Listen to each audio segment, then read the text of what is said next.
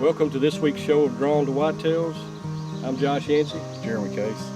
And thanks for watching this week. On this week's show, we have two stories to tell. First story is about a buck, probably going to be the #1 hit list buck for us this year. We call him the T-buck. And we're going to start that story by showing you how we're getting prepared this year to hunt that buck and hopefully put the odds in our favor. So stick along with us for that. And then on the second half of the show, we're working on a food plot. We'll be planting roughly 3 acres of corn back here on a spot. We don't have a lot of footage yet of any deer back here, but it's just a prime spot. Yeah, it's a really prime spot. We've had about 7 years of history hunting this farm, and it's just a lot of good hunting. And this property is going to set up really well for us. I mean, so if we get it all planted and it comes together, it should be a really good spot. So stick with us as we go through here and we tell these stories, and in the upcoming weeks we'll have more to tell, but let's get right into the action. Thanks for watching. All right, we're out here, and what we done is there's like a little narrow stretch of timber right here that separates, like I said earlier, the east side of the property from the west side of the property. And what this is an old crossing that they use for agriculture. They used to come through here with farm equipment to get from one side to the other. I don't think they use it much anymore.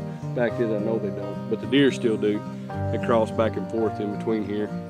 So we're just going to set this trophy rock down right in here. I put my camera in here in years past, and actually this buck that we're after, the T-buck, I've got pictures of him here several times back when he was a 2-year-old.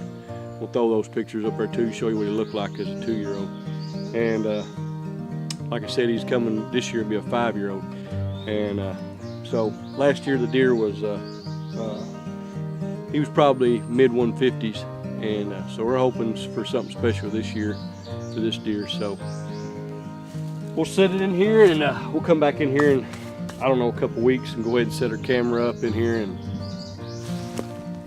just leave it in here and see if we can catch up with him. Anyway, so stick with us, and hopefully we can get that sucker on camera. Welcome to Drawn to Whitetails. Today is May 30th. The 30th. The darn deer flies already eating us up. Already eating us up. All right, we're down here on one of our farms today, and getting ready to spray one of our food plots. Probably going to be our biggest food plot, but hopefully it's going to be one of our best spots. And I'll tell you what we got going on here, and what we think, why we think this spot's going to be really good. What it is that basically this is an old slough that the farmer back, I don't know, 6-7 years ago, it's basically got dried up, and he came in here and he did a lot of clearing. I think he had original plans he was going to try to farm it, but that didn't work out because it still stays wet until on up in the summer months. So, but this year, I mean, I don't know why, but it's dry.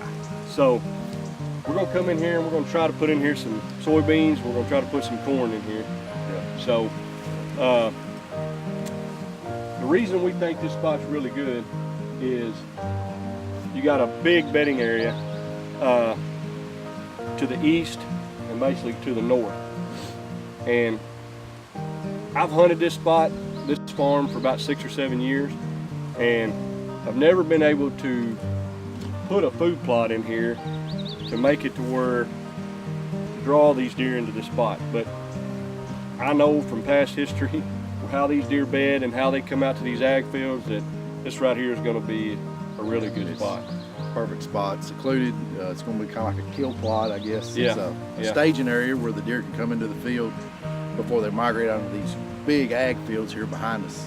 Yeah, and so we got high hopes. If we can get this thing killed today and come in here next week and get it sold down, and the forecast looks like it's gonna, after this weekend, it's gonna dry up. So we'll be able to come in here next weekend and get it all worked up and get it planted, and this spot should work out really well for us. And we'll show you as we go here how we're gonna enter this spot and exit. We got our stand right here, and it's going to be, I'm really excited about how this place is going to work out. So stay with us here. We're going to try to get some work done and get this thing done. So here we go. All right, now I'm going to show you how we're going to get in and out of this this set to this food plot come this fall. Drew can show you on the camera here in just a second that right out here to my right is these big ag fields that come in from the road up here. So what we'll do is there's a levee all the way around this field. So we'll use this levee to our advantage, and anytime you can use terrain to your advantage, I mean, it's just a positive thing. That way deer won't see you coming in and out. So what we'll do is we'll walk this field and this bottom around this levee all the way to the levee right here, and our set is only about 40 yards right inside here to my left. So we'll just slip down here to the levee, cross the levee, and then slip right into the tree stand. So it looks, I mean, it's going to work out real well, and we won't hunt this stand in the morning because of being all the ag fields and how big the food plot's going to be, because may bump the deer out of here in the morning, so we don't want to do that. So we'll typically just stick to the afternoon hunting here, and so we're pretty excited about it. So all right, well, Jeremy got the food plot sprayed, and we're going to do now, we came in here, what was it, back in March? February, I think. February? Anyway, we had a video segment on this spot back during late February and maybe early March, and we went ahead and hung the set then, knowing that we were going to plant the food plot here. So what we're going to do now is we didn't cut our limbs when we was in here. We're going to get up here and we're going to cut our limbs out and get everything ready, so we're good to go. And that's a good tip. If you can get stuff done in this time of year and come in and make sure everything's good to go, and of course, safety, check your straps. But we put these stands up, like I said, in March. So we're gonna get up here and cut these limbs out, and we're finished. We can come back in here, the stands are ready to go. Next week we're gonna get her planted, and we'll be good. We'll be good. So, and always remember to wear your safety stuff, even while you're putting up stands or cutting limbs or whatever you're doing, because you don't fall just when you're deer hunting. You can fall when you're doing other stuff too. So, all right, let's get her done. All right, well, that's going to conclude this week's show.